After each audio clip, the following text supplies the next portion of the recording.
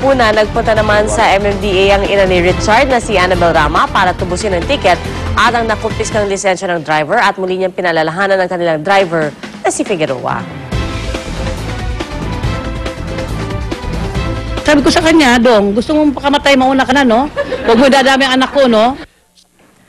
So tala, bukod po sa driver ni Gutierrez, may nahuli rin ang MMDA ng mga nagpakilalang mayor, congressman at ilang naka-red plate na sasakyan. At kahit media po, hindi rin nila tinatanan tulad po ng isang van ng GMA. Ikaw ba yan? Hindi ako yun, ha? Hindi ako yun. Papuntang Congress yan. Pero ang hinabi naman si Richard Gutierrez na sinabi niya mismo na feeling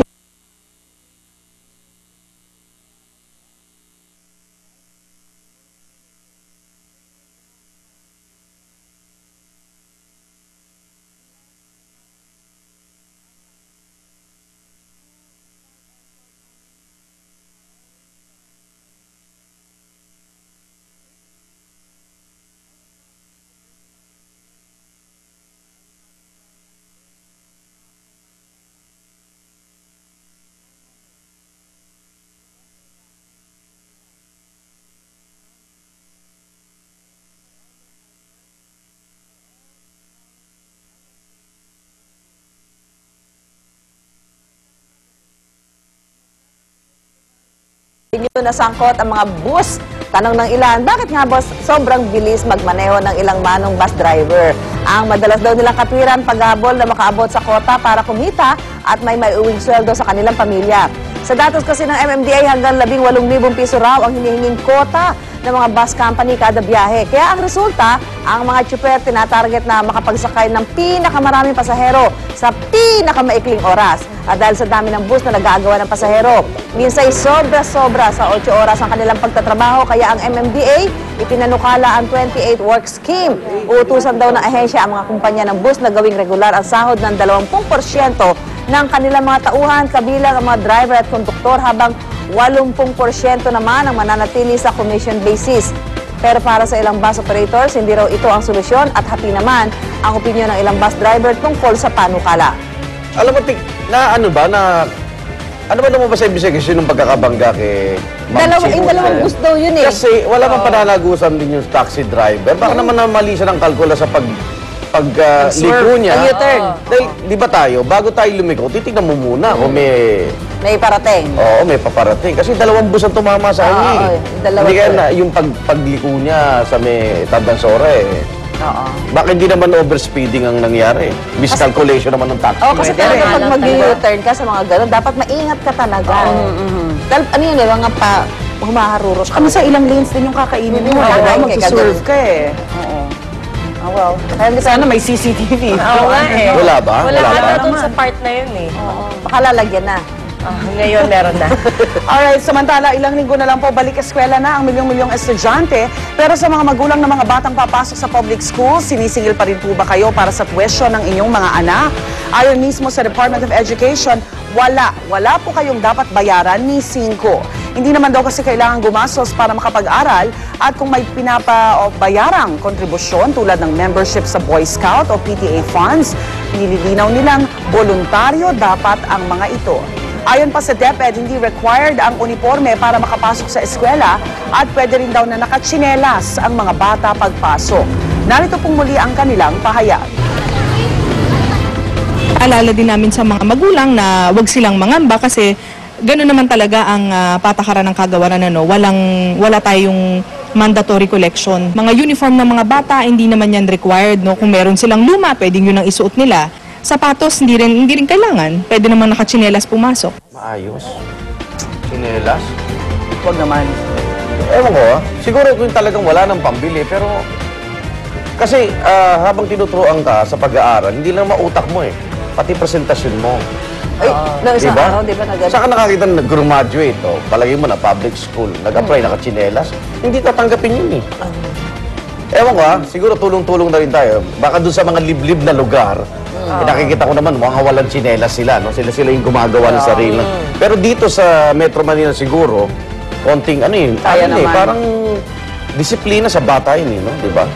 Hindi porket mahirap ka eh. Wala ka ng karapatan magsapatos. Pero alam mo nung isang araw, di ba meron tayong sa Vision Totoo? Talagang, Oo.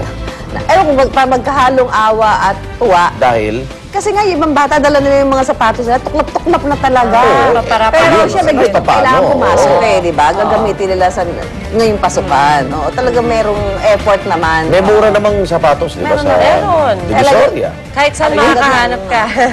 Ilangan Basta determinado. Iba kasi pag nakasapatos ka, ewan ko, parang pati yung bata, formal at may respeto sa sarili, di ba? Ganado. Kasi hayaan nating nakachinelas. Ewan ko.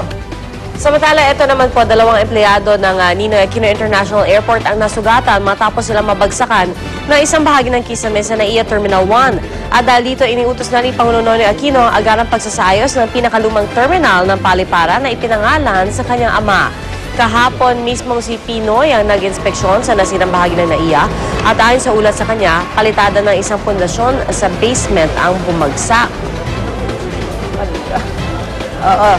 Samantala, pinapatapos na rin ng Pangulo ang NAIA Terminal 3 para maging fully operational na ito. Matatanda ang noong 2006, mahigit 100 metro kwadradong bahagi ng kisame ng NAIA Terminal 3 ang nag-collapse. At nangyari yan 4 na araw bago ang soft opening ng bagong paliparan. Napabalita rin kamakailan lang ang pagkakaboto sa NAIA Terminal 1 bilang 5th worst airport sa mundo base sa isang travel website. Oh, Nakakaya nga naman yun. Oo naman. Kisame. Pero yung bumagsak naman, hindi naman siya talaga kisame. Palitada. Ah, okay. Palitada. Yung mga, well, ganun pa rin. Parang Dahil unti-unti nang bumibigay. Yung patsi-patsi. Patsi-patsi. Okay lang yun Sinilip na naman ng Pangulo eh. O, nadala pa siya May flashlight flashlight. yun, diba? Tinitingnan niyang gano'n. Okay, pasadaan natin ang mga action balita sa bagay ito. Narito na, Double R. Ronda Reports.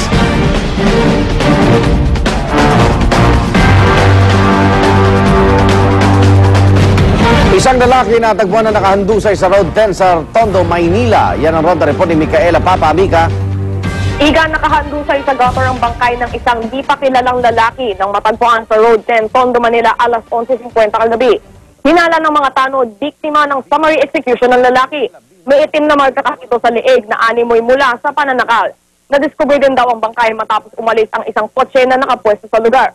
Pero giit ng pulis, malayo ang mga saksi, kaya naman hindi pa matukoy kung inilaglag lang ang lalaki o di kaya'y nabangga lamang. Yan ang Ronda Report mula sa Maynila. Balik sa Igan. Maraming salamat, Micaela Papa. Bahagyan na sugatan naman ng isang driver matapos sumalpo ang kanyang binabanayong taxi sa isang CB, concrete barrier, sa Pilcoa Elliptical kanina madaling araw. Yan ang Ronda Report ni Oscar Oida. Oka! Yes, Igan. Wala Naman. nga kalaban-laban ang mga concrete barrier matapos salpukin ng isang taxi dyan sa may Pilcoa, Quezon City. Mag-aalas 2 na madaling araw.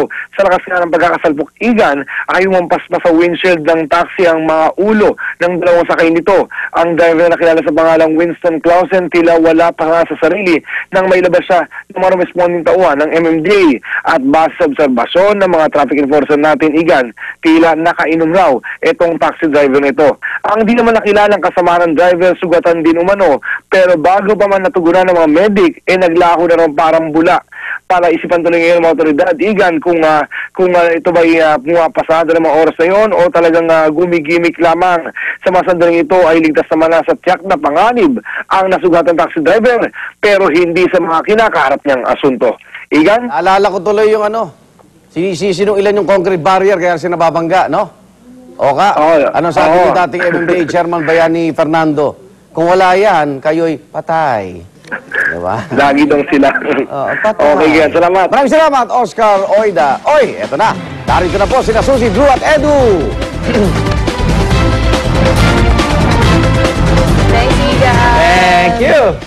Okay mga kapuso, bigo pa rin po mga suki ng loto dyan para patsambahan ang jackpot prize sa 655 Grand Lotto. Bigo na naman. Papapremyo pa naman dito, umabot na sa halos 250 million pesos. Yan, pwede bumili ng cellphone. Wala pa rin po kasing nakakuha ng lumabas na kombinasyon kahapon na 21, 34, 54, 43, 28 at 19. Ayon sa PCSO, sa dami ng mga parokyano ng loto, posibleng lalo pang lumobo ang jackpot prize para sa susunod na Grand Lotto daw o draw sa Sabado. Kaya na. Ako talaga tataya ako. Each and every time, tataya rin ako. I mean, tayo pag lumalaki yung jackpot, tumataya talaga tayo. Pero nakakatawa yun, tataya lang ako ng isa. Oh, isa Isa lang. Kasi parang, it's either you win it or not. Yun lang. Kaya ang asawa ko, lagi ka naman may 50-50 chance eh. You either win or lose. Yun yung chances mo. Exactly. Kaya tayo na mga kapuso. Yan. At mga kapuso, sa darating na Hunyo 19, gugunitain natin ang ikasandaan at 50 kaarawan ni Dr. Jose Rizal. Kaya naman nagsisimula na maghanda ang pamahalaan para sa pagdiriwang ng anibersaryo ng kaarawan ng ating pambansang bayani. Ayon sa National Historical Commission of the Philippines,